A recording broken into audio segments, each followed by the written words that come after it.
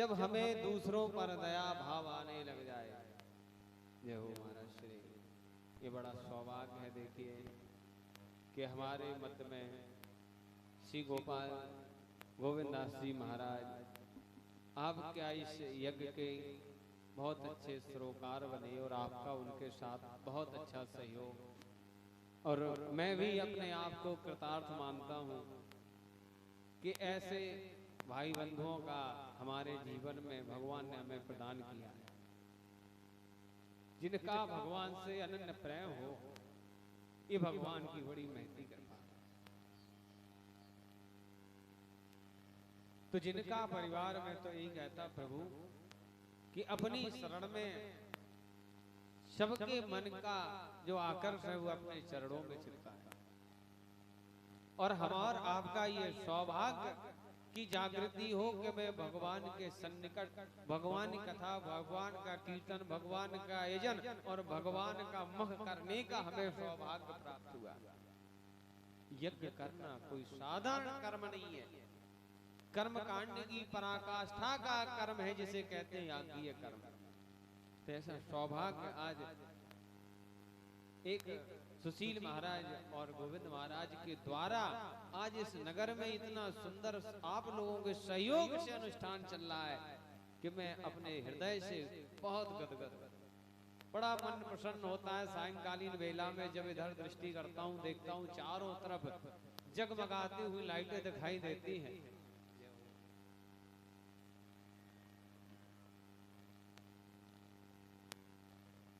ये देख करके मन बड़ा प्रसन्न होता है कि देखो आज भगवती की कितनी बड़ी कृपा है कि इस छोटे से गांव में, जहां बड़े बड़े गांव के इतना बड़ा कार्य अच्छे सुगम तरीके से विद्वत ब्राह्मणों के द्वारा नहीं करा पाते। सारे कार्यों में वो खर्चा करेंगे, लेकिन एक विद्वत ब्राह्मण को बुलाने में, उनको दक्षिणा देने में सबसे बड़ी कंजूसी करेंगे। तो फिर वो क्या करते हैं, ऐसे ही ब्राह्मणों को बुलाते हैं जिन्हें स्वस्ति वाचन नहीं होता है, वे यज्ञ के यज्ञाचार बनते हैं। मैंने अपनी आंखों से, अपने कानों से देखा, मुझे उस समय कष्ट होता। कम से कम अरे यज्ञाचार तो विद्वत होना चाहिए। जो यज्ञ कार्य को संभाल रहा है, मुख्य है, उसको तो विद्वान होना चाहिए। तो जब विद्वान ब्राह्मणों के द्वारा वेद पाठ के साथ, देखो प्रातः कालीन वेला में आज सुबह सुबह वेद का पाठ हो रहा था, मैं सुन रहा था, छोटा सा बालक था, ये कर रहा था कन्हैया। ये बहुत अच्छा सौभाग्य है। ये वेद पाठ सुबह सुबह गांव में गर्जना होती है, चारों तरफ का जो वातावरण है वो शुद्ध होता है वेदों की ध्वनि से, यज्ञ के धुआं से और भागवत में भजन से। चारों तरफ के किलविश नष्ट हो जाते हैं। जहां जहां तक ये आवाज पहुंचती है, भगवान के नाम की ध्वनि पहुंचती है, उस स्थान का वातावरण शुद्ध हो जाता है। और फिर जहां पर ये कथा होती है, क्या बात है। कल सायंकालीन वेला में मैं यहाँ राउटी में ही प्रसादी पा रहा था, मन में ये भाव आया, पत्थर रख करके प्रसादी पाई, मन में भाव ये जागृत हुआ, हे प्रभु आज इस भूमि को देखिए, लोग अपने घर में ब्राह्मण को बुला करके भोजन नहीं करा पाते, प्राप्त नहीं होता सौभाग्य। और इस भूमि के भाग्य देखो कि यहाँ ब्राह्मण बैठ करके किलोले कर रहे हैं, यहाँ प्रसादी ग्रहण कर रहे हैं। ये सारे कार्यों को देख करके मन बड़ा प्रसन्न होता है। इस भूमि का कौन सा पुण्य होगा। ये हम और आपकी सामर्थ्य नहीं है कोई धार्मिक कार्य करना। जब तक परमात्मा की कृपा, भगवती की कृपा, संत की कृपा और हमारे पितरों की कृपा नहीं होगी, तब तक ऐसे कार्य हम नहीं कर सकते। ये कितना बड़ा भाग्यों का उदय होगा। तो हमें अपने मन को हमेशा निर्मल कोमल बनाने का प्रयास करना चाहिए। जैसे आज कथा श्रवण कराते हैं, भगवत के प्रथम स्कंद में प्रवेश करते हुए श्री व्यास जी ने अनेक ग्रंथों की रचना की। और जैसे ही भागवत की रचना करते हैं तो समस्त ग्रंथों में जिसका जो ग्रंथ है, गणेश पुराण में गणेश जी की स्तुति है, ब्रह्मा जी के पुराण में ब्रह्मा जी की स्तुति है, शिव पुराण में शिव जी की, दुर्गा के पुराण में दुर्गा की। लेकिन एक भागवत ऐसा ग्रंथ है जिसमें किसी की भी स्तुति नहीं है, मंगलाचरण नहीं है। भागवत में सिर्फ और सिर्फ सत्य की स्तुति की गई। और वो सत्य कौन? कि सच्चिदानंद रूपाय भीषोत्पत्त्यादि हेतवे तापत्रय विनाशाय श्री कृष्णाय वयं नमः। सत्य, चित और आनंद, घन सच्चिदानंद जो परब्रह्म परमात्मा है। सतवी जो है, चित भी वही है और आनंद भी है। ऐसे परमात्मा की स्तुति कि जन्माद्यस्य यतोऽन्वयादितरता चार्थेषु विज्ञासुरा तेने तेजो तेने ब्रह्म हृदय आदि कवये मुह्यन्ति सूर्यः।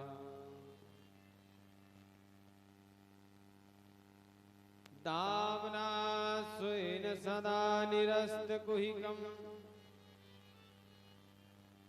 सत्यं परं धीमहि। जन्माद्यस्य तोऽन्वयाति ततश्चार्थेषु विज्ञासुराट् तेने ब्रह्म हृदय आदि कवये मुह्यन्ति सूर्याः। धाम्ना स्वेन सदा निरस्तकुहिकम् सत्यं परं धीमहि। संक्षिप्त में वर्णन तो भगवान को लक्ष्य बना करके करते हैं। कैसे? कि जन्माद्यस्यता आद्यस्य जन्मादि विकार रहितस्यापि यथा यत्र वसुदेव गृहे जन्मा। जो जन्मादि विकार से रहित हो, माने जिसको बार बार जन्म लेना ना पड़ता, ना पुनरपि जननम पुनरपि मरणम पुनरपि जननी जठरे शयनम। इस विकार से जो रहे वही तो परमात्मा है। जो जीव है उसे तो बार बार जन्म ही लेना पड़ेगा, बार बार मरना भी पड़ेगा और बार बार मातृगर्भ में भी आना पड़ेगा। और गर्भ में आकर के गर्भवास समम दुखम ना भूतो ना भविष्यति, बार बार उस दुख से दुखित होना पड़ेगा। लेकिन परमात्मा जो है वो इन विकारों से रहित है। यत्र वसुदेव गृहे, फिर भी उन्हें क्या कहा जाता है कि वसुदेव के घर में उन्होंने जन्म लिया। अन्वादि तरतः अनुपश्चात आयात आगच्छत, जन्म के बाद जो भाग निकले, कहां चले गए?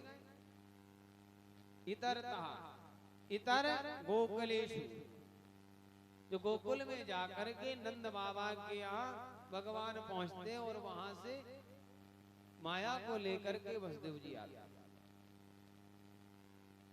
तो जो जन्म लेने के पश्चात वहां से निकलते हैं वो बोले चार थे सुविज्ञा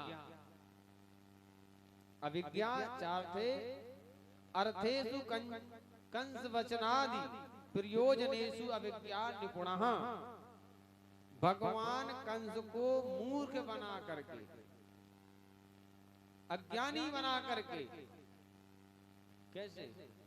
मतलब कंस को भगवान ने भ्रमित करने में जो निपुण है, जो अगर कंस के सामने दाल में जीरा भी आ जाता तो उसे डर लगता है कहीं हमें मारने वाला वो काला काला यही तो नहीं है। इतना भय व्याप्त कर दिया भगवान ने, मतलब भ्रमित करने में जो निपुण हो। स्वराट, स्वराट स्वेषु गोपेषु राजते शोभते इति स्वरा। जो सखाओं के मध्य में, ग्वाल वालों के मध्य में सुंदर मधुमंगल श्री दामा इत्यादि जो भगवान के सखा हैं, उनके बीच में सुंदर से सुशोभित होते हैं। और कैसे? गोपियों के और सखाओं के मध्य में भगवान रहते हैं, जिनके पिता राजा हैं, लेकिन साधारण से वस्त्रों में उन गोपों के बीच में बैठते हैं। सुखदेव जी यहाँ तक वर्णित करते हैं कि भगवान जब तक ब्रिज में रहते अपनी पैरों में पादुकाएं नहीं पहनते, सुंदर से वस्त्रों को नहीं धारण करते। क्यों? कि अगर मैंने सुंदर सुंदर वस्त्र आभूषण पहन लिए तो ये हमारे साथ में, क्योंकि मित्र पर वैसे ही प्रभाव पड़ेगा जैसा मित्र होगा, हमारे साथ रहेंगे तो इनको भी इस धन वैभव या अच्छे अच्छे वस्त्रों की कामना होगी। लेकिन भगवान कहते हैं कि हम फिर आपको नहीं मिलेंगे, कि जहाँ राम तह काम नहीं, जहाँ काम तह राम। भगवान कहते हैं जहाँ पर लोगों में, जहाँ अन्य वस्तु भगवान कहते हैं हृदय में आ जाती, वहां मैं नहीं रहता हूं। क्योंकि मैं तो ये चाहता हूं भक्त हमारा सिर्फ हमें ही चाहे और हमारे प्रति दिन रात चिंतन करे। तो भगवान इसलिए कहते हैं कि जब सखाओं के साथ में जाऊंगा, भगवान सोचते हैं ये कामना आ जाएगी किसी वस्त्र को, किसी अलंकार की, इसलिए भगवान धारण नहीं करते हैं, इसलिए भगवान सुशोभित हैं। भगवान सखाओं के मध्य में बैठते हैं। मानो आज सुखदेव जी महाराज, व्यास जी महाराज इस प्रतिपादन करते हैं, लक्ष्य परमात्मा को बनाते हैं। मुह्यन्तिया सूर्यः, और इनकी माया से बड़े बड़े राजर्षि, देवर्षि, ब्रह्मर्षि जिन पर मोहित हो जाते हैं, जिनके लिए कि जन्म जन्म मुनि यतन कराए,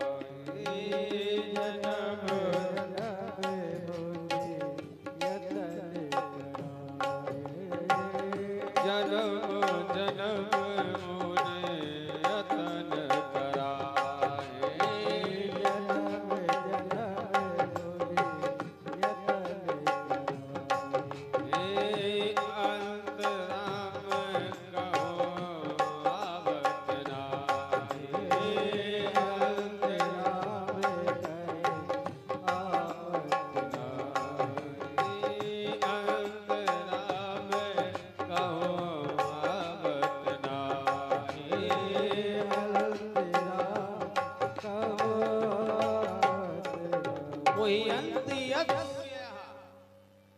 जो मुनि पूरे जन्म जन्मांतर बैठ करके जो तपस्या करते हैं, भगवान उन्हें प्राप्त नहीं होते, वो भी मोहित होते रहते हैं।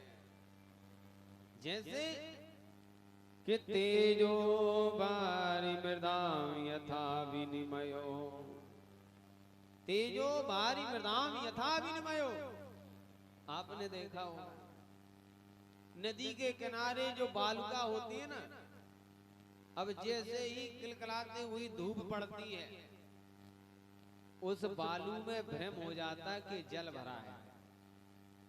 कभी कभी रास्ते में रोड पे भी जाओ ना गाड़ी चलाते, तो सामने ये लगेगा दूर रोड पे जल भरा है, लेकिन उस प्रकाश की संश्लेषण क्रिया से उस जल का भ्रम होता है, लेकिन जल होता नहीं है।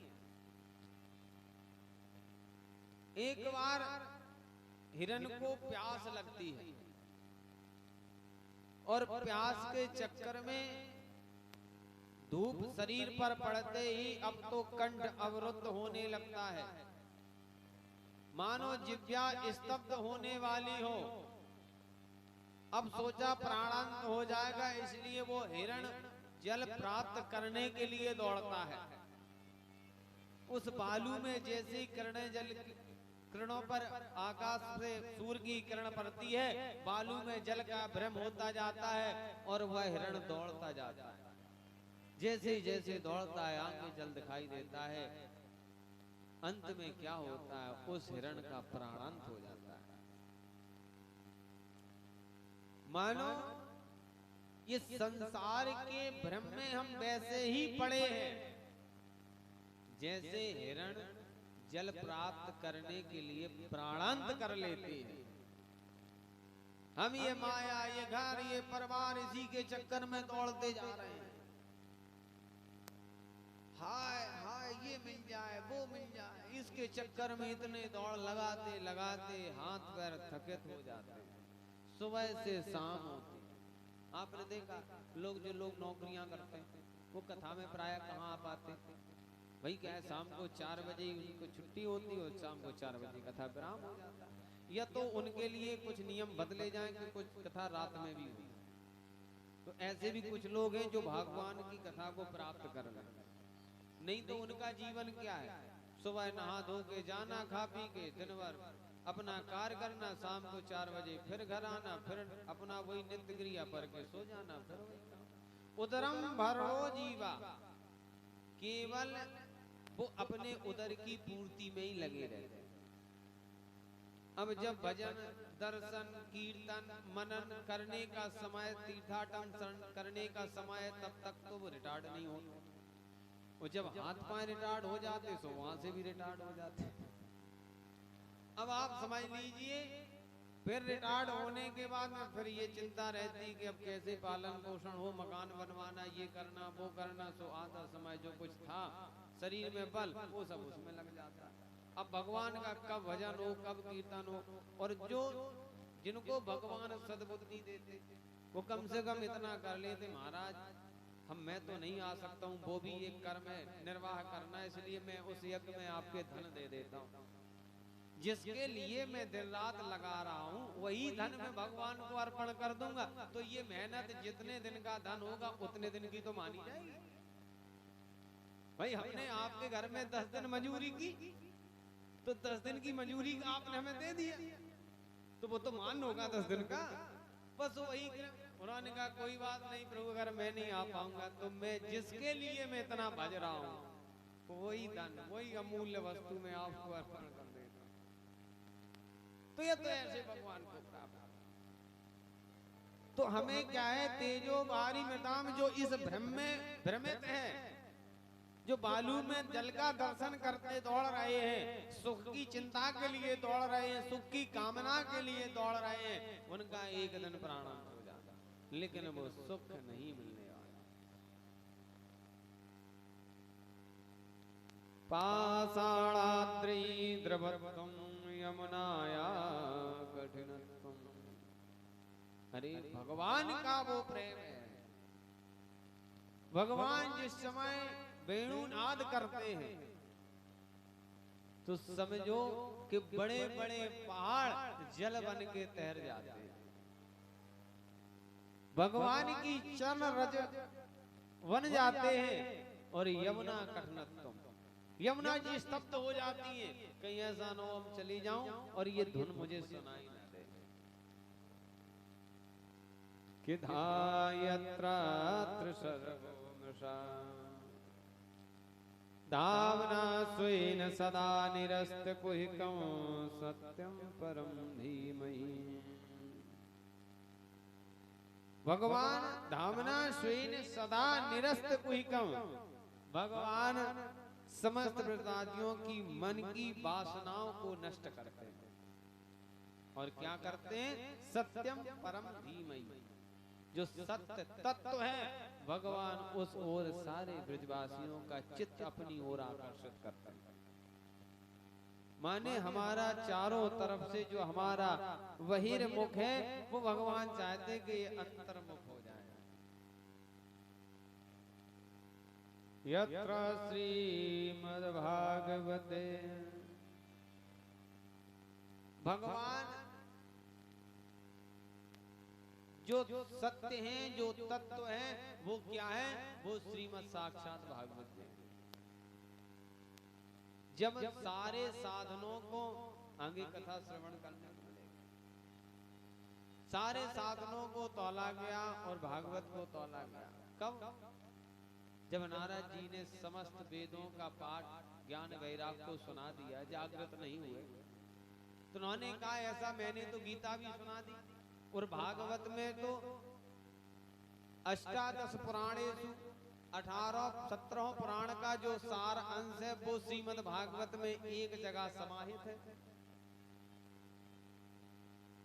और उन 17 पुराण सुनाने से मुक्ति नहीं हुई, तो ये 18 पुराण भागवत में ऐसा क्या है?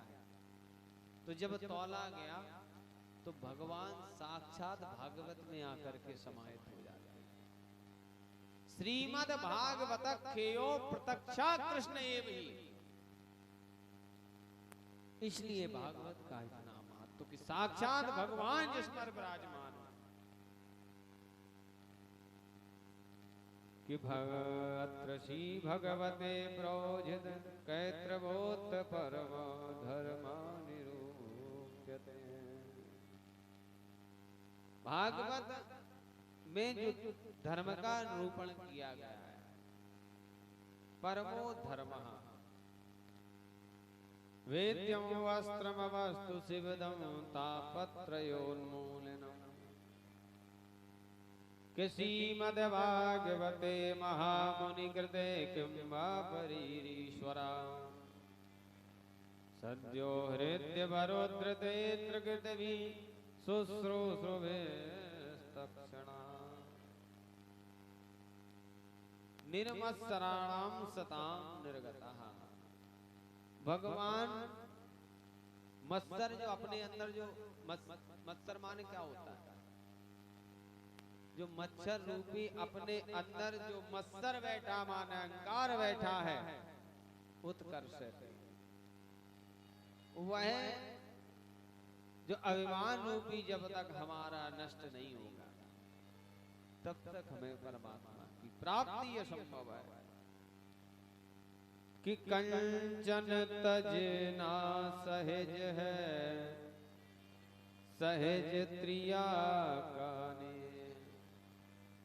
अरे ये सबको ये त्यागा जा सकता है, लेकिन अगर आपने मान बढ़ाई और ईर्षा त्याग दी तो ये समझ लीजिए आपका निर्मल मन होगा, आपने परमात्मा को प्राप्त कर लिया।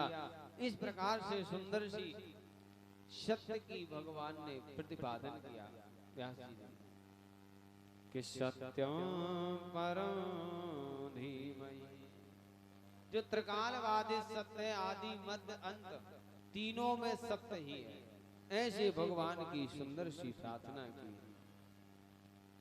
इस प्रकार से श्रीमद् भागवत का मंगलाचरण श्री व्यास जी महाराज ने किया। मानो किसी की प्रार्थना ना करते हुए उन्होंने सत्य को कहा, और कलयुग में प्रदान क्या है? सत्य ही प्रदान है। कलयुग में कई चीजों के लिए हमें बहुत अच्छे से साधन मिले हुए, क्या क्या? कि कलयुग में अगर आप कुछ ना कर पाए, कि कलि कर एक पुनीतो प्रताप, कलि कर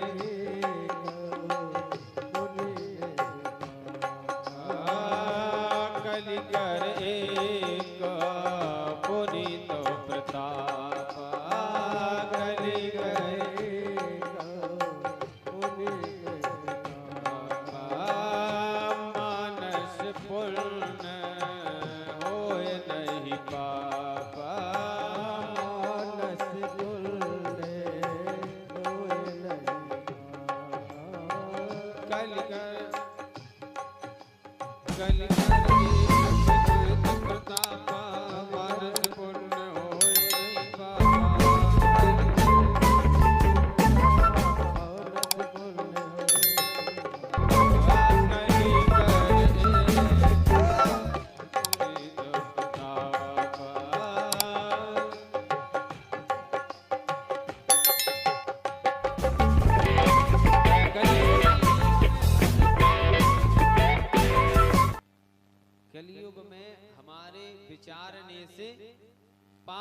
चिंतन करो तो आपको दोष नहीं लगेगा, लेकिन अगर धोखे पुण्य का चिंतन कर लिया तो पुण्य का फल मिल जाएगा।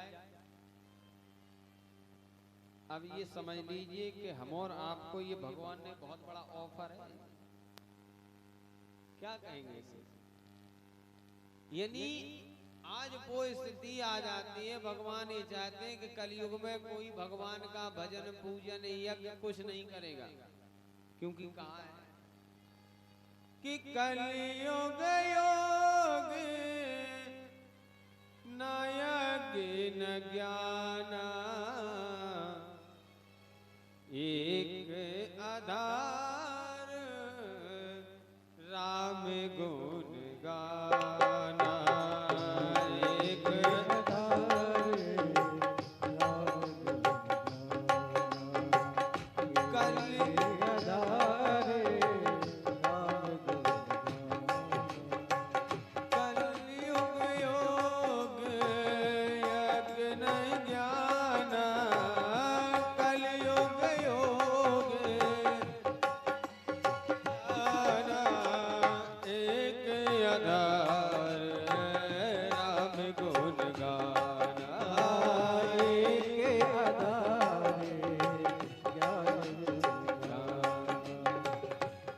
कितना बड़ा ऑफर।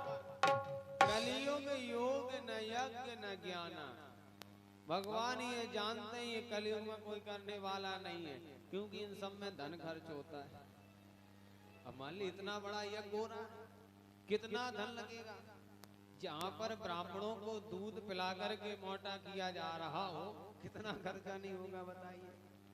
कितना सुंदर सा सायंकालीन भंडारा जहाँ चलता हो, अतिथियों की सेवा होती हो, खर्चा नहीं होगा। तो भगवान ने सोचा कलयुग में ये कुछ नहीं कर पाएंगे लोग, वो तो किसी पर भगवान की विशेष कृपा हो जाए। तो उन्होंने क्या किया जाए, फिर इन लोगों का मुक्ति कैसे होगी। तो उन्होंने कहा जाओ एक वरदान दे दो कि कलयुग योग न यज्ञ न ज्ञान। कोई बात नहीं अगर आप नहीं कर पाते, एक आधार राम गुण गाना। बोले केवल कम से कम फ्री कहिए तो भगवान के नाम लेने में क्या पैसा, कौन सा धन लग रहा है। चलते फिरते भगवान का नाम लेते रहो। लेकिन वाह रे भाई, लोग फिर भी नहीं लेते। दिन भर एक दूसरे को नाना प्रकार की बातें करेंगे, इधर की बुराई उधर की बुराई, उसका ऐसा ये सब करेंगे। लेकिन एक दूसरे से बैठ के ये कभी हमने कहते नहीं थे चलो आप मंदिर में बैठते हैं भगवान का भजन करेंगे। चलो मंदिर पे आकर के बीड़ी पीते सुना है मैंने, गुटखा खाते सुना है, लेकिन भजन करेंगे ये किसी के मुख से अभी तक नहीं सुना भगवान। तो भगवान ने कहा कलयुग योग न यज्ञ न ज्ञाना एक आधार राम गुण गाना। केवल अगर आप नहीं कर सकते कोई बात नहीं, तो फ्री का मैं एक उपचार बता देता हूँ कि जाकर के कम से कम भगवान का नाम का चिंतन करो।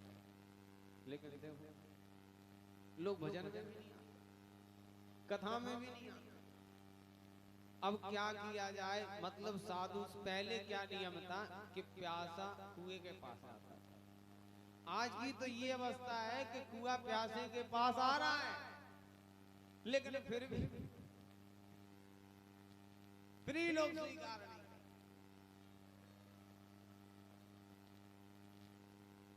जैसे ये आज वर्णन होता है, सूत जी सौनकादि ऋषियों से कहते हैं ऋषियों मैं आपको वह भगवान की आनंदमयी चरित्र श्रवण कराता हूं। सौनकादि ऋषियों ने श्री सूत जी महाराज से 6 प्रश्न करते हैं, और 6 प्रश्न कौन से करते हैं कि किम श्रेय शास्त्र सारा का अवतारा प्रयोजना। किम श्रेय शास्त्र सारा का अवतारा प्रयोजना। शास्त्रों का सार क्या है, का अवतारा प्रयोजना। भगवान इतने अवतार लेने का कारण क्या है, क्यों लेते हैं। ये बार बार आते, कभी राम बन के कभी कृष्ण बन के, ये नाना प्रकार के अवतरण लेते, कभी नरसिंह बनते, कभी वामन बनते, कभी सनातन सनत कुमार बनते, कभी कबल बनते। ये अवतार भगवान लेकर के क्यों आते हैं? किम कर्म केवतारस्य धर्म कम शरणं गतः। और जब भगवान अपने धाम को चले जाते हैं तो ये धर्म कहां पर रहता है? इत्ते ते सूतमोद्दिश्यो सत्कृष्णा मुनिभिः कृता। इस प्रकार से 6 प्रश्न सुंदर से जैसे कहा सूत जी महाराज शौनकादि ऋषियों को सुंदर सा 6 शास्त्रों का प्रयोजन बताते हैं कि शौनकादि ऋषियों पुराणों का सार क्या है? कृष्ण भक्ति परम श्रेय। समस्त ग्रंथ, समस्त पुराण, समस्त कथानुवाचन से हमें ये श्रवण करने को मिलता है, इनका मुख्य उद्देश्य है भगवान से प्रीति। शास्त्र सारश्च सैव ही सैव सताम सज्जना नाम। सत्पुरुषों की सेवा ही शास्त्रों का सार है, महापुरुषों की सेवा ही शास्त्रों का सार है। सत्संगादि शास्त्रों का सार है।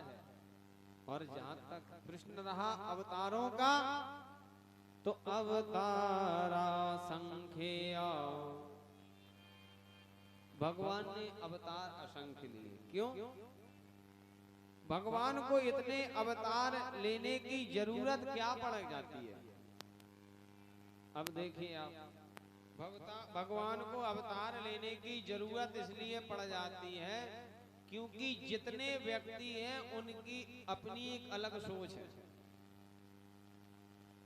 कैसे?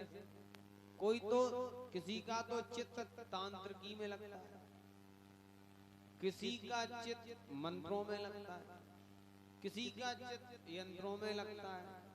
अब जितने व्यक्ति हैं मुंड मुंड मतिर्भिन्न, व्यक्ति की एक अपनी सोच है। कोई काली माता से अधिक स्नेह करता तो कोई दुर्गा माता से, कोई शंकर जी से स्नेह करता तो कोई हनुमान जी से। इसलिए भगवान को अलग अलग अवतार लेने पड़े, क्योंकि भगवान हमेशा भक्त की रुचि रखते हैं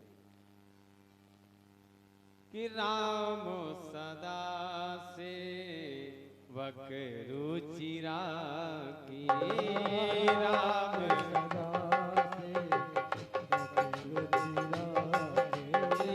राम सदा से वक रुचि राखी।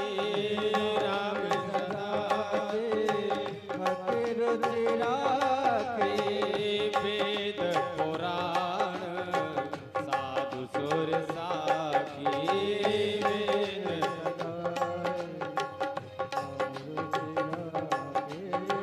राम सदा सेवक रुचि राखी। और ये मैं नहीं कह रहा हूं, बोले ये सब जो महापुरुष बैठे हुए हैं, वेद पुराण साधु सोर ये साक्षी है।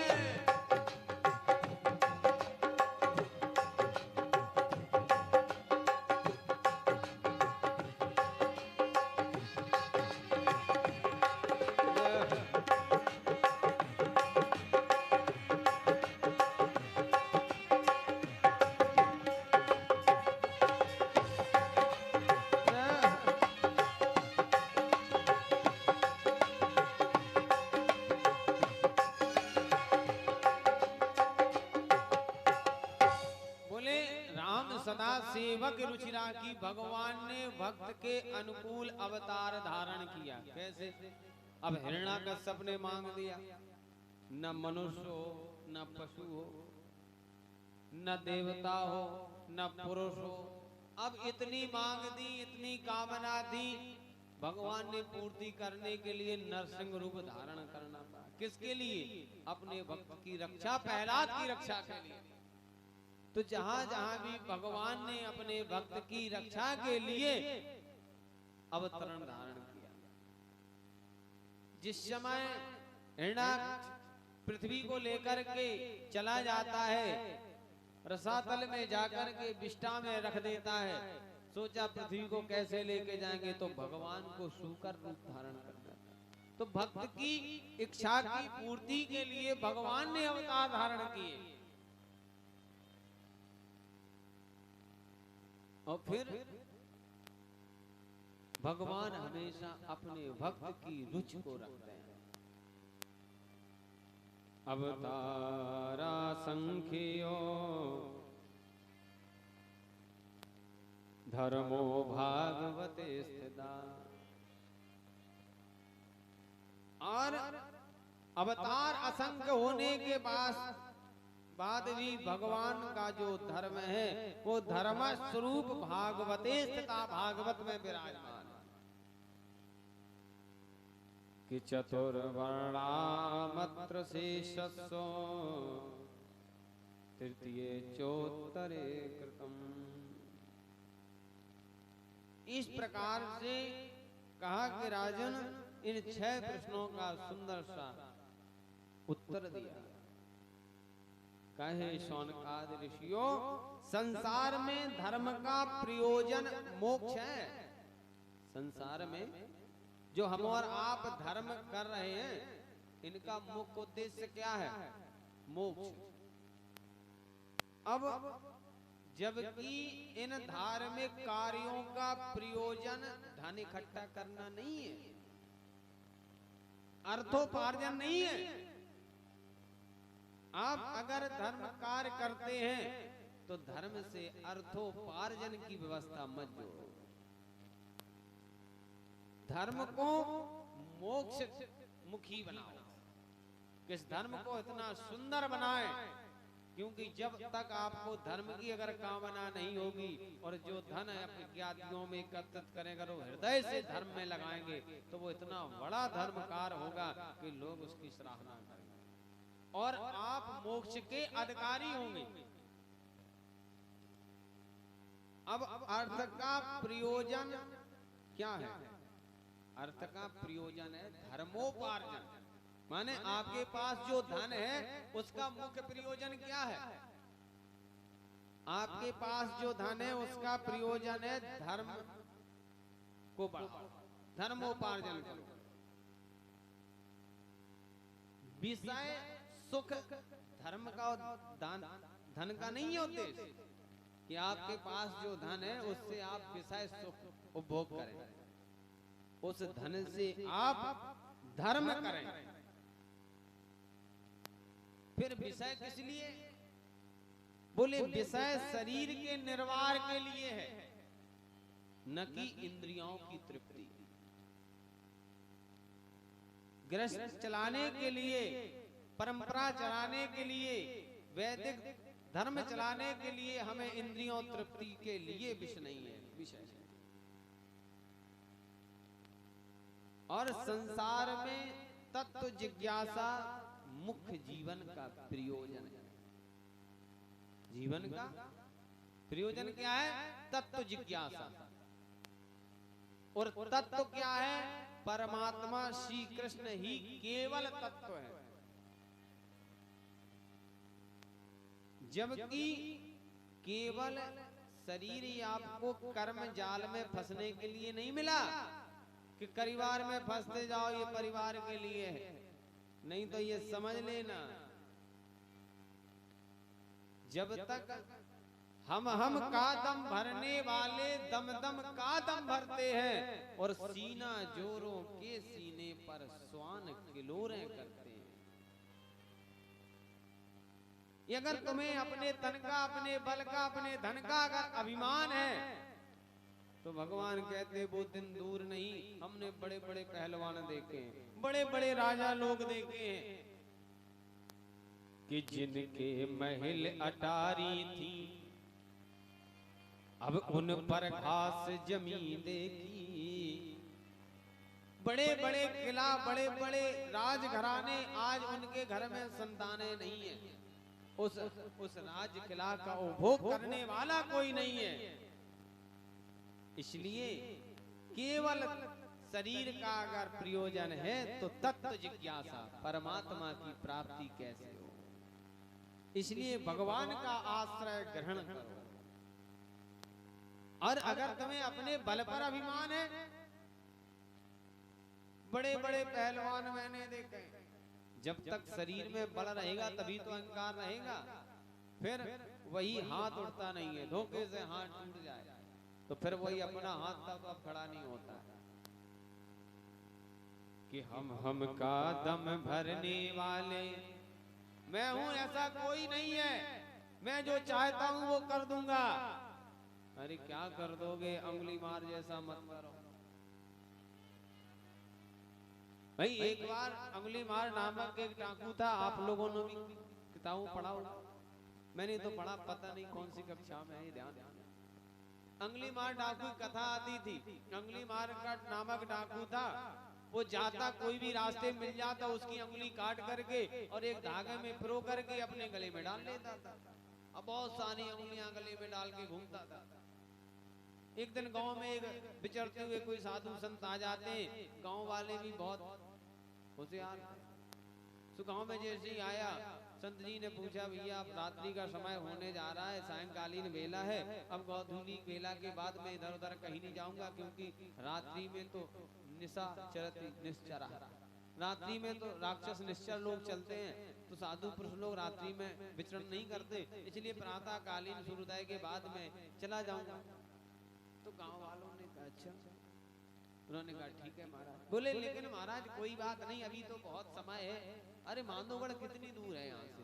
2 किलोमीटर है, अभी उजाले उजाले में पहुंच जाओ। अब थोड़ी दूर था जंगल, उसमें रहता था अंगुली मार। अब जैसे ही गांव से साधु निकल जाते, लौट करके देखा गांव दूर है, सामने वाला गांव दिखाई नहीं दे रहा, जंगल दिखाई दिया, साधु घबराने लगे। लेकिन अंगुली मार के बारे में लोगों ने चर्चा कर दी थी कि महाराज क्षेत्र में अंगुली मार रहता है, उंगलियां काट के गले में लटका लेता है।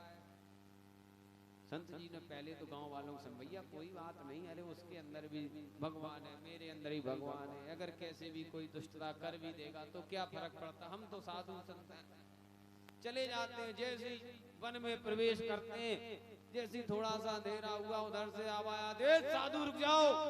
जैसी आवाज सुनी, अब तो संत जी का शरीर कांपने लगता है। अंगुली मार दौड़ता हुआ नग्न तलवार लेकर के आता और जैसी संत के सामने खड़ा होता, संत को देखते ही, अरे तुम्हें पता नहीं यहाँ कैसे आए, तुम्हें मेरे बारे में ज्ञान नहीं, मैं कौन हूँ? संत ने पूछा आप कौन है? अरे मुझसे पूछते कौन है? मेरा नाम अंगुली मार है, और अब तुम यहाँ आ तो गए हो लेकिन वापस यहाँ से नहीं जा पाओगे। जैसे कहा, अरे संत जी ने सोचा अब क्या किया है प्रभु, अब मेरे प्राणों की रक्षा करो। मानो भगवान आकर के स्वयं विराजमान हो जाए। भगवान आकर के साधु से कहलाते, साधु ने कहा अंगुली मार, तुम अपने आप के भ्रम में पड़े हो, तुम कुछ नहीं हो। अब तो अंगुली मार क्रोध, अच्छा मुझसे कह रहा मैं कुछ नहीं हूँ, अभी मैं दिखाता हूँ, तुम्हारा सर धड़ से अलग कर देता हूँ। संत ने कहा तुम क्या मेरा सर धड़ से अलग करोगे? अरे अगर तुम्हारे अंदर यही सामर्थ्य है तो मेरा एक काम करके दिखा दो। बोले बताओ क्या? बोले इस पेड़ की एक डाली काट दो। अंगुली तरह नग्न तलवार लिया था, गम से उला मारा, वृक्ष में टूट के नीचे गिर जाती है। बोले हो गया? बोले हाँ हो गया। बोले अब इसको उठा के वहीं जोड़ दो। अब जैसी कह तो दिया हो गया, अब जब नीचे कटी हुई लकड़ी डरी, अब जोड़े कैसे? अंगुली मार तुम कुछ नहीं कर सकते हो, तुम्हारी बस इतनी सामर्थ्य है कि तुम दूसरों का अहित कर सकते हो, तुम हित नहीं कर सकते हो। अंगुली मार तुम सिर्फ अंगुली काट सकते हो, किसी को अंगुली दान नहीं दे सकते हो। बस अंगुली मार को उसी समय से बैराग हो जाता है। बोले भागवत भगवान की जय। समय पूर्णता की ओर है, क्या धीरे धीरे समय ठीक है पूर्ण हो जाता है। कोई बात नहीं, अभी बाकी आनंद ही आनंद आएगा।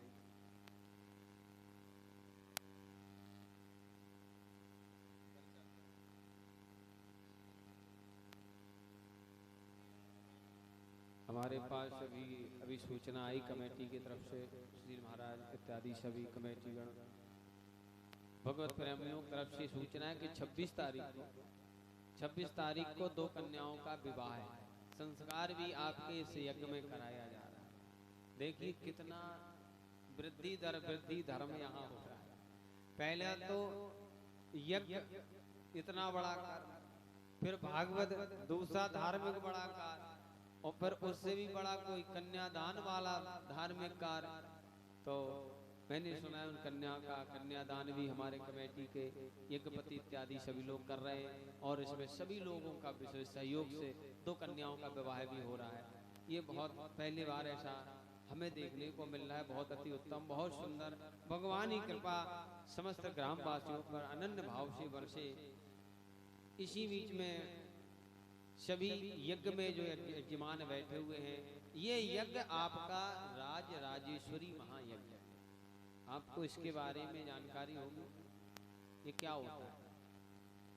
ये राज राजेश्वरी साक्षात भगवती लक्ष्मी जी का यज्ञ, और यज्ञ की पत्नी जो लक्ष्मी जी है, उनके स्वामी है नारायण, उनकी हो रही है भागवत कथा। अब आप देखिए कि लक्ष्मी जी यज्ञशाला में विराजमान है, भगवान नारायण यहाँ विराजमान है, और यत्र यत्र रघुनाथ कीर्तनम तत्र तत्र कृत मस्तकांजलि, और हमारे बीच में हनुमान जी विराजमान। क्योंकि प्रभु चरित्र सुनवे को रसिया, तो भगवान हनुमान जी भी जहाँ विराजमान हो, लक्ष्मी नारायण के साथ जिस ग्राम में विराजमान हो, तो हमें बताओ जब कमला कमलापति दोनों जहाँ होंगे, वहाँ धन की कोई कमी होगी? तो कन्या का विवाह कोई साधारण कार्य थोड़ी है। तो ये सौभाग्य के इस मध्य में 2 कन्याओं की विवाह संस्कार यहाँ होगा। ये हमारा और आप सबका, और जो भी इसमें सहयोग दान धर्म यजन जो भी कर रहे हैं, उन सबका विशेष इसमें पुण्य भगवान उन पर विशेष कृपा करे। इसी बीच में यज्ञ में समस्त हमारे आहूत यजमान, देखिए यज्ञ के जितने भी यजमान हैं, वो यज्ञ करने के बाद ऐसा नहीं है कल से कथा में ना आए, सभी लोगों को कथा में भी आना है, और आरती में तो सम्मिलित होना ही होना है। भाई अब यज्ञाचार्य जी कहीं यज्ञ में बैठे, ये कहने लगे ब्यास जी आप भी नहीं आते हो, तो सुबह मैं तो असुविधा कारण कैसे भी नहीं पहुंचता हूँ, लेकिन दर्शन करने अवश्य आता हूँ। तो जितने भी यज्ञ में बैठे हमारे यजमान हैं, वो सभी भागवत में उपस्थित भी रहेंगे, और भागवत की भी आरती एक साथ होकर के सभी लोग करेंगे, जिसमें मुख्य यज्ञपति पर हमारे शिवराज सिंह चौहान जी प्रधान जी। देखिए कितना बड़ा सौभाग्य, जिस नगर में हमारे नगर वासियों ने जिन्हें प्रधान पद दिया, ये कितनी बहुमूल्यता, और वो प्रधान जी इस यज्ञ के यज्ञपति